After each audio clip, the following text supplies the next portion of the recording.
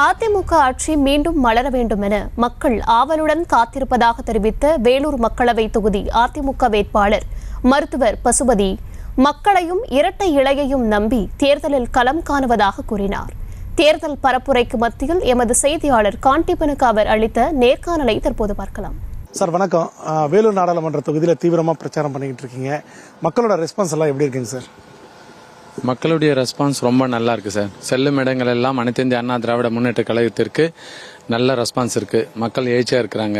இந்த அனைத்து இந்திய அண்ணா திராவிட முன்னேற்ற கழகத்தின் ஆட்சி மறுபடியும் வரணும்னு சொல்லி ஜனங்க ஆவலா இருக்கிறாங்க.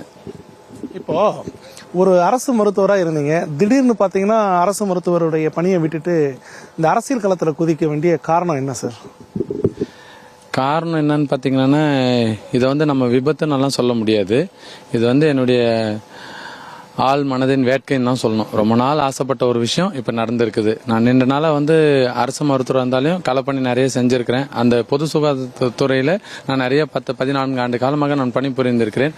அதனுடைய ஒரு இதாக இப்போ அடுத்த லெவல் வெறும் ஒரு துறையில் மட்டுமே நிறைய சர்வீஸ் பண்ணியிருக்கிறோம். இப்போ எல்லா துறையிலுமே சர்வீஸ் பண்ணக்கூடிய ஒரு வாய்ப்பாக நான் இதை கருதுறேன்.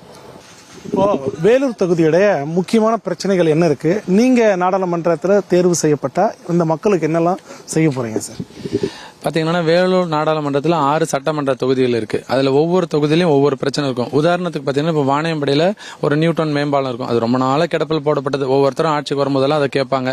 அதை கண்டிப்பாக நான் நாடாளுமன்ற உறுப்பினர்னா என்னுடைய சொந்த தொகுதின்றதுனால ஃபர்ஸ்ட் அதை எடுத்துப்போம். அதே போல் ஆம்பூரில் பார்த்தீங்கன்னா ரெட்டி தோப்பு மேம்பாலம் இருக்குது.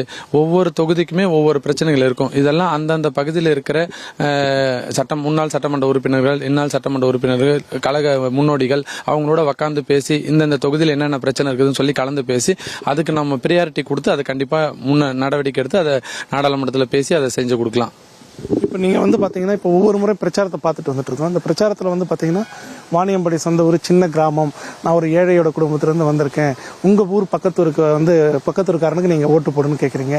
இப்போ வேலூர் சட்டமன்ற தொகுதிக்கு வரும்போது அங்க என்ன மாதிரியான பிரச்சாரத்தை பண்ணுவீங்க சார்? ரொம்ப கரெக்டா சொல்லணும்னா, உண்மையாவே நான் மட்டும்தான் வேலூர் பாராளுமன்றத்தில் வாக்களிக்கும் உரிமை பெற்ற ஒரே ஒரு வேட்பாளர் நான் தான். மீதி இருக்கிற 2 பேருக்கும் இந்த வாக்களிக்கிற உரிமையே இல்லை நம்ம வேலூர் பாராளுமன்ற தொகுதியில்.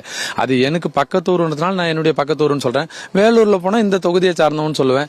அதே போல இப்ப என்னன்னா ஒவ்வொருத்தரும் ஒவ்வொன்றை முன்னிறுத்தி ஓட்டு கேட்பாங்க. நான் மக்களை நம்பி இரட்டை இலை சின்னத்தை நம்பி அண்ணன் எடப்பாடியார், அம்மா புரட்சி தலைவி அம்மா புரட்சி தலைவர் எம்ஜிஆர் அவர்கள் செய்த நலத்திட்ட உதவிகள் மக்கள் மனசுல இன்னைக்கு நீங்காது இருக்குது. கண்டிப்பா அவங்களுடைய அந்த வெற்றி சின்னம் இரட்டையில நம்பி தான் நம்ம நிக்கிறோம். அதை முன்னிறுத்தி சொன்னாவே போதும். கூட நம்ம டாக்டர், ஆல்ரெடி கவர்மெண்ட் டாக்டர் நிறைய சர்வீஸ் பண்ணியிருக்கிறோம். இதை வச்சுதான் கேட்கிறோம் நம்ம. அதே போல எங்க கழக தோழர்கள் எல்லாம் மேல எங்களுடைய அமைச்சர், அதே போல 3 மாவட்ட செயலாளர்கள், ஒவ்வொரு கழக பொறுப்பாளர்களுமே ரொம்ப சிறப்பா இருக்கிறாங்க, ஆர்வமா இருக்கிறாங்க. எப்படியாச்சும் இந்த முறை நாங்க வின் பண்ணி ஆகணுன்றதுல எல்லாம் முழு முனைப்பா இருக்கிறாங்க. கண்டிப்பா அது நடக்கும். வெகு விரைவில் நீங்கள் எல்லாம் அதை பார்க்க தான் போறீங்க. ஒரு சாமானியன் சந்திக்கின்ற தேர்தல் அது ஒரு சரித்திரம் படைக்கக்கூடிய ஒரு தேர்தலா இது மாறுன்றதுல எந்த ஒரு மாற்று கருத்தும் இல்லை.